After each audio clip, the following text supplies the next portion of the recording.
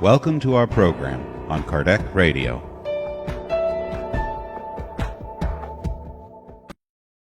Hello and welcome to another episode of Explore Spiritism on Kardec Radio. Tonight we're going to talk about the topic of death. And of course, when we use the term death for Spiritists, we refer to the physical death of the material body and the disengagement of the spirit and its perispirit. I decided to bring this topic of death tonight after a recent celebration of life event that I had the opportunity to attend. This is the second celebration of life that I have ever attended. The first one was many years ago. This one was for the husband of a good friend of mine after his passing. And given the pandemic situation that we are all living through at the moment, it was actually conducted remotely via Zoom. I don't know if you've ever been able to attend a celebration of life before, or if you're familiar with them, but this is something that is sometimes done as an alternative to the traditional funerals or other similar kind of ceremonial events following a death. Sometimes it's done, in parallel to those more traditional practices. I imagine each one is unique, right, in its detail and the way that it's conducted, but the main point is to not only recognize the passing, but also to honor the life of the one who's departed, and meanwhile support one another as family and loved ones.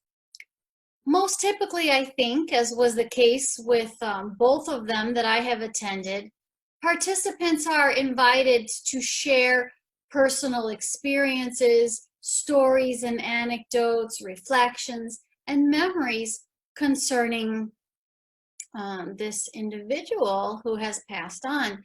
And this celebration of life that I just attended, as well as the one before, really struck me as a very meaningful and soul-nourishing way to come together at a time like that. And the reason why I say struck is because of the undeniable contrast between this approach to gather for mutual support and the way that we so often go about processing death, conventionally speaking. For a number of reasons, including religious and cultural tradition, combined with uncertainty and ignorance of what lies beyond, not to mention what actually preceded life before birth, we have tended to frame death not even as an end of something, but the end. And meanwhile, Spiritism offers us so much in terms of approaching death from a different perspective. And inspired by this celebration of life, I thought that maybe we could take some time to explore what a different approach to death might look like. And I want to ask you to picture for a moment a burning candle to represent a human life here on earth. So the wax and the wick represent the physical body, and the flame symbolizes the life of the person. Everything that person means to those around him or her.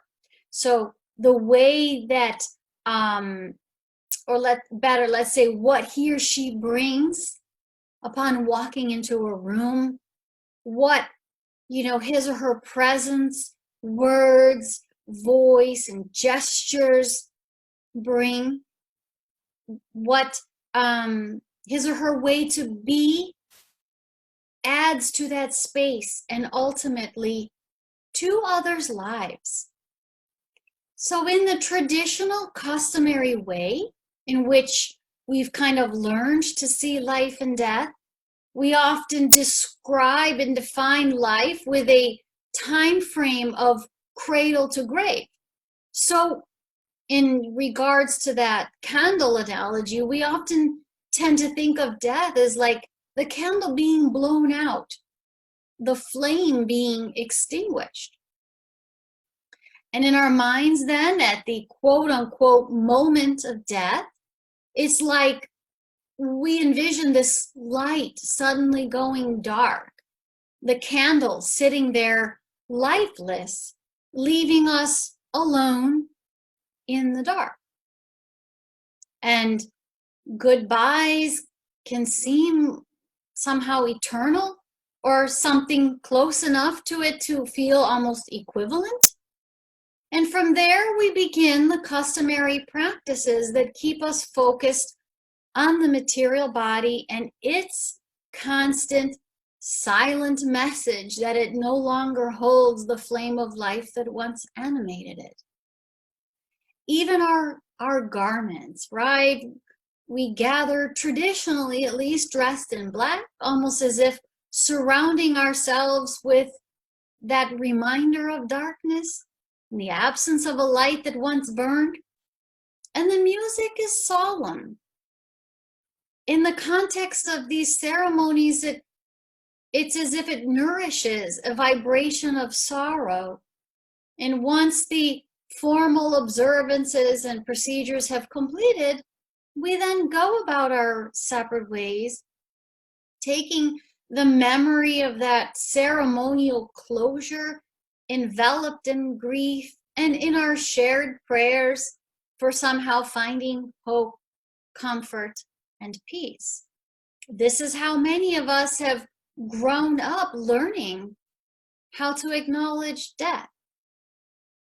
But what if instead we saw and treated death with a perspective and understanding that we take from the knowledge that we acquire in Spiritism? What if we defined life on earth through an understanding of reincarnation? And we conceptualized the whole process as such, from planning for the rebirth to the eventual return to our true home. What if we understood that even when the length of time that a given soul spends in a particular instance of this process ends up being very short, we know that this may be all that was needed for the spirit at that time, and that from the viewpoint of that spirit's evolution, it is by no means a tragedy and is instead only a chapter of its story representing, in fact, a victory, a completion of something left unfinished, or perhaps a loving act of selfishness. What if we turned to acknowledge that there is not a moment of death, but instead an entire process of disengagement and transition? What if we saw that flame of life, going back to the candle analogy, as an immortal soul? And in this process, the soul was, as Allan Kardec said, presented as radiantly detaching itself from its earthly fetters. We could then see not the burning out of the candle and the extinguishing of the flame, but instead a movement of that flame to a different position, one just not for some time within the range of our eyesight. So the wax and the wick of the candle, like the material body, are seen as just that.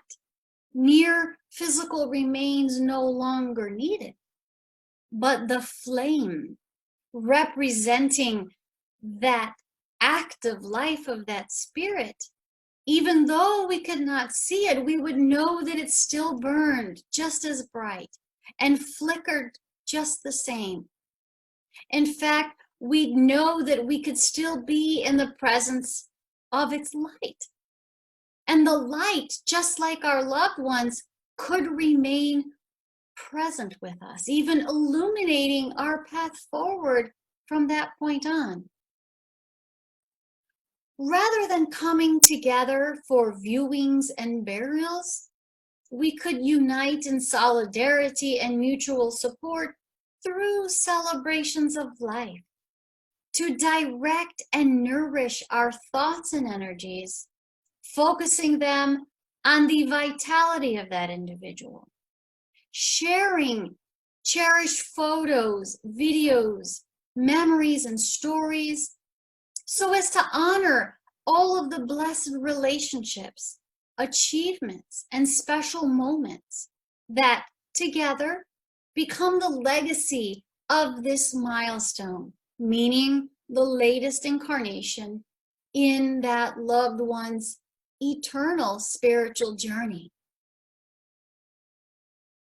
It's definitely worth mentioning here that the loved ones who just returned to the discarnate state feel the vibrational impact of our emotions during this period of their transition and readaptation. Sometimes they're even witness to our thoughts, activities, and interactions. Those conscious enough at that point to recognize their new reality will feel just as troubled by our uncontrolled anguish as they would if they were here with us in person. They too can feel the pain of the separation and seeing our suffering, or God forbid, though it does happen, our fighting among one another for some reason. This makes it harder for them to detach and to go to where they're being called. So imagine how much not only our prayers and positive thoughts, but this kind of celebration of life, of their life, can help them. For us to spend time together, acknowledging our shared appreciation for this person and his or her life, comforting one another through fond memories is truly a gift for the recently discarnate. It's like a warm embrace to say, thank you. Thank you. We love you. Please now be free, for life no longer holds you here. Now, I want to be clear that I do not in any way intend to deny or negate the real human pain that we feel when we have to face the departure of someone dear to us. And the closer we are to them, the more intertwined our incarnate lives were with theirs, the more we may be impacted by this change in physical separation. So the heaviness in our hearts reflects the depth of affection and meaning that individual has for us. On the one hand, it is important for us to comprehend that death is not a loss of life, of vitality or activity, even of our connection. When internalized, this knowledge is a source of comfort. But we say comfort because the separation can and does generate a very real and legitimate feeling of loss. Loss in the sense that we know we will not have that person here and experience their presence as we did before. It is an enormous change from what we had until then been able to rely on. On top of that, when it's unforeseen, the departure takes from us what we had envisioned and expected for both the departed spirit's life and us. So it's no one's right to deny us this pain. In fact, whatever emotions we are feeling, as long as we are feeling them, we need to acknowledge them. And when someone else is enduring this, we need to be respectful and supportive. But I think that this is all the more reason why we need to be there for each other in a way that kind of departs somewhat from those traditional customs. The grief is definitely real and legitimate, right? But there are perhaps healthier ways of going about being supportive toward others and one another, as well as of the very soul in the process of transition. We can console in a way that offers a safe space for tears and sorrow, that provides the comfort of companionship and solidarity, and that rightly says, and by behavior and action shows, I acknowledge your pain. I'm here for you. You are not alone. But without enveloping all of that in some kind of rituals that tend to render a vibration of morbidity and serve to actually, quote unquote, close a door, leaving us the sensation of a barrier. We can create new traditions that, rather than seeking closure and lamenting loss, instead offer support in transition to a new reality for those involved on both sides of life. Traditions that leave a door open for new forms of contact and connection, that offer hope.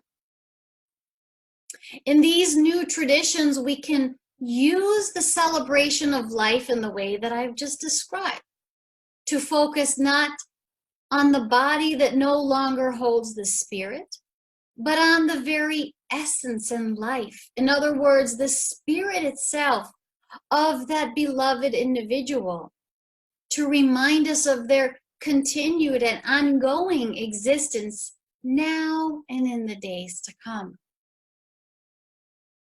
Just as I do not in any way mean to deny the justifiable and very normal and natural grief of those who mourn, I do not intend to imply that this change in perspective takes just a simple switch.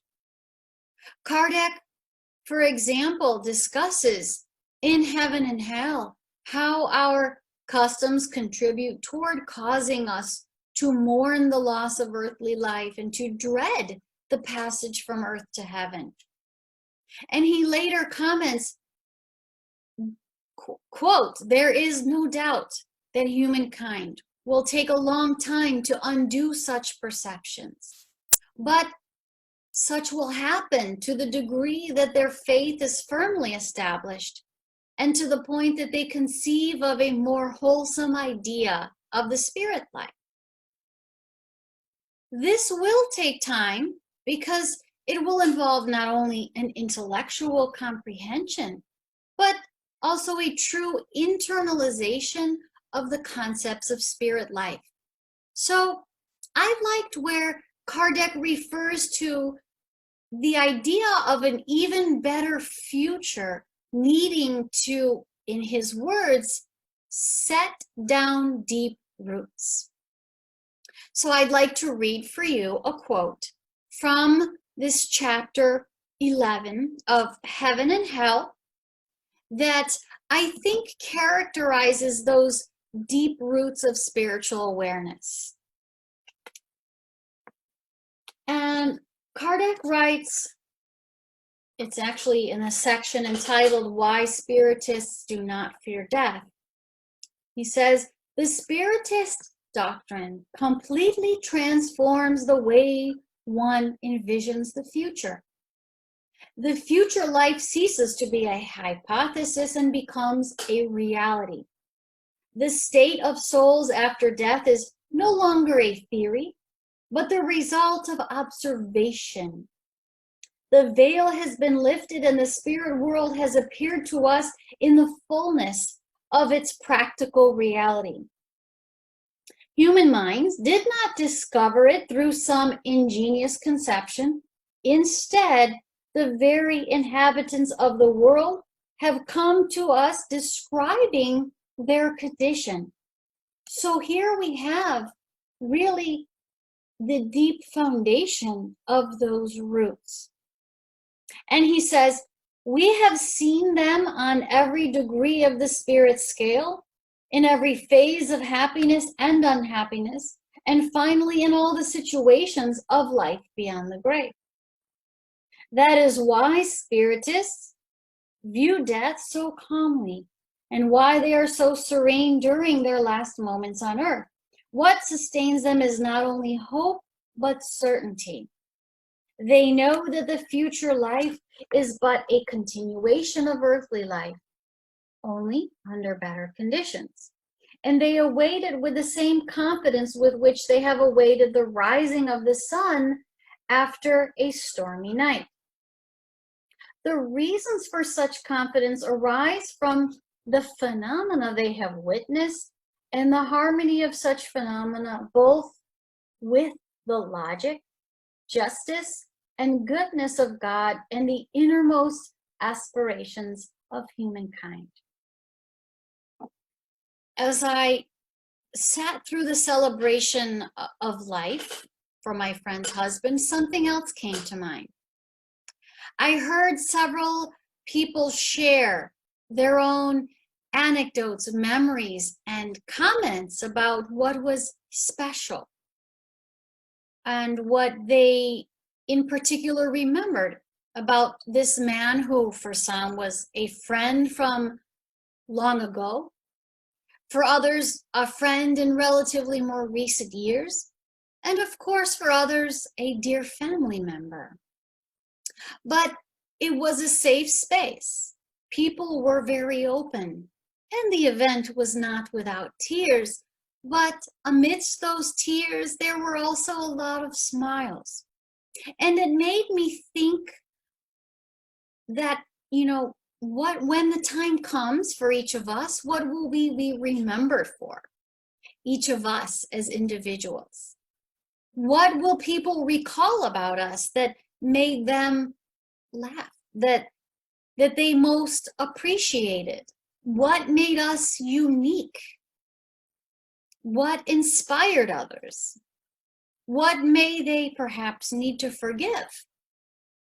And all of this brought me to reflect on another beneficial aspect of spirit life that the internalization of Spiritist teachings offers us. Because through Spiritist studies, we become very aware of the significance of our choices and our actions here on earth. In other words, we understand the meaning and the value of this opportunity of incarnation. And we comprehend the implications of how well we take advantage of it. Or perhaps that we don't, right? We understand the outcomes and how they depend on the way we live our life. As Kardec said, we have been able to study the information from the existence of those very spirits in all kinds of conditions, or as he wrote, in all phases of happiness and unhappiness, in accordance with how they conducted themselves in their most recent incarnation. And from that, we know that what lies for us beyond the doorway of the return to the spirit realm has everything to do with how we live on this side. It gives meaning and purpose to our lives and becomes a source of strength for our spirits.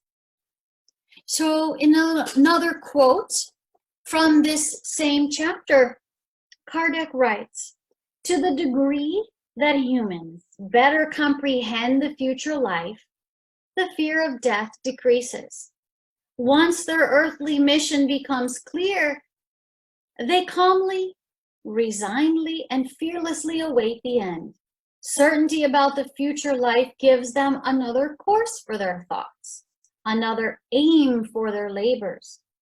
Prior to this certainty, they only labored with an eye on the present. With this certainty, however, they labor with an eye on the future, although without neglecting the present, since they know that the future depends on the good or unfortunate direction that they take in the present. The certainty of meeting their friends again after death, of reactivating the relationships they had on earth, of not losing one single fruit of their labor, of unceasingly growing in intelligence and toward perfection, gives them the patience to endure and the courage to bear the transitory weariness of earthly life. The solidarity they find between the living and the dead enables them to understand the solidarity they must establish on earth, where fraternity and charity have a purpose and a reason for being, both in the present and the future.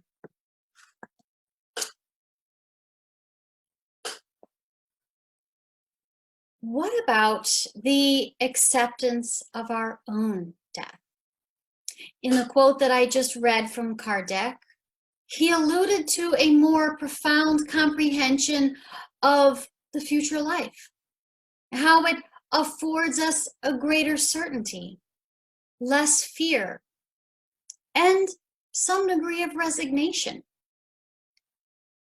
My friend's husband had a terminal illness, and he really invested his remaining time as best as he could from the moment of his diagnosis onward, not only spending valuable time with loved ones, but also reflecting on his life and his death to come.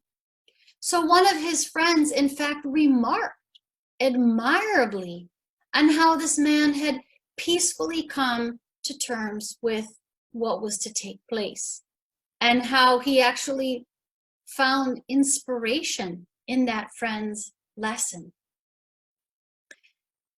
As Spiritists, we talk a lot about our immortality, as we should. It's also important to think at times about our quote-unquote mortality, or the physical mortality, meaning in part to recognize that we're not here forever and that we need to use our time and invest our emotional energy wisely, but also meaning that we need to begin seeing death as a natural part of, quite frankly, immortal life. Given all the misconceptions and fears that surround it, death is still often a taboo subject, right? We always put it off. We don't want to talk about it.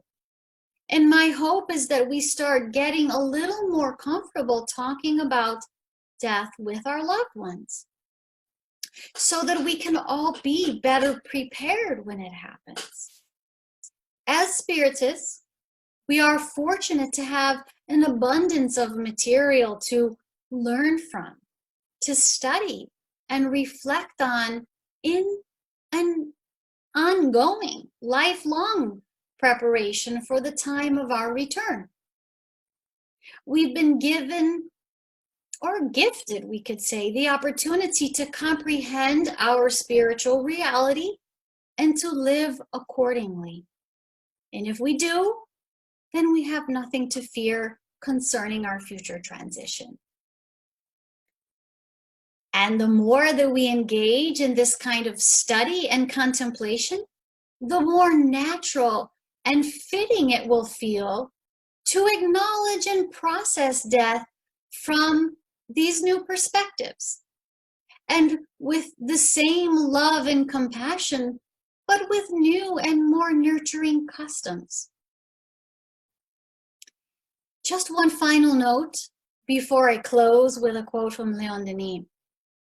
As I was listening to the individuals on this celebration of life call, reflect on what the friend or family member that had passed meant to them.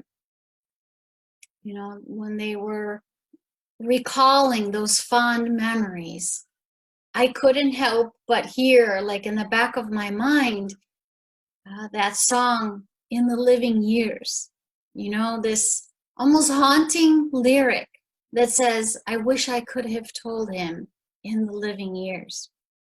And I just want to say, you know, to all of us, myself included, let's be sure that those in our lives that we appreciate know what we value in them before it's too late to tell them so in person.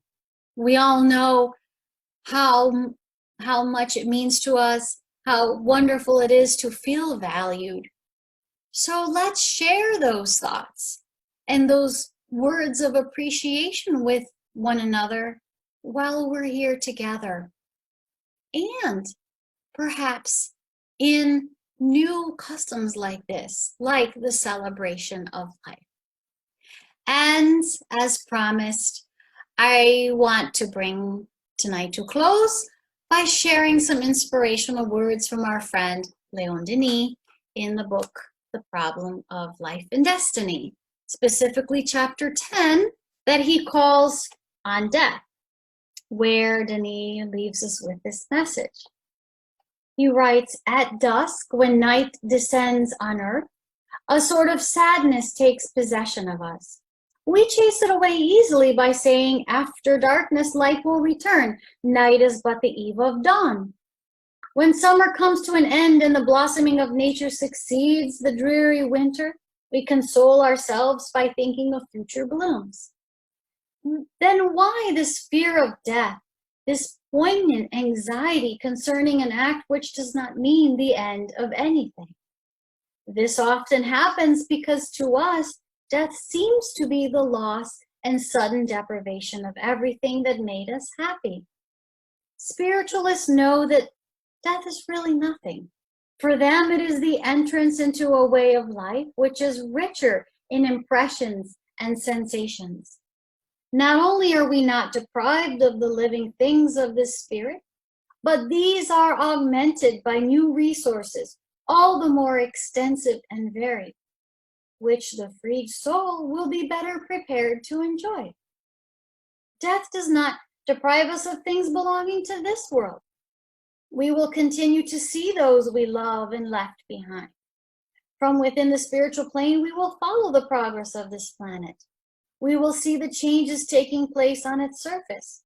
We will witness the new discoveries, the social, political, and religious development of nations. And until the time of our return, reincarnated in the flesh, we will participate in our fluidic state by helping and influencing, to the extent of our power and our advancement, those who work for the benefit of all.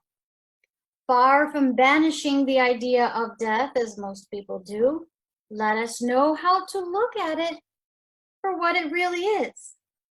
Let us try to get rid of the shadows and chimeras with which it has been enveloped, and ask ourselves how to prepare for this natural and necessary event in the course of one's life. And so with those inspirational words, I bring this program to an end. But I hope that my brief reflections tonight do offer some helpful food for thought and reflection of your own. And I thank you for being here with me. Thank you for your time and attention. And I wish you a great next couple of weeks to come. Thank you so much, and God bless.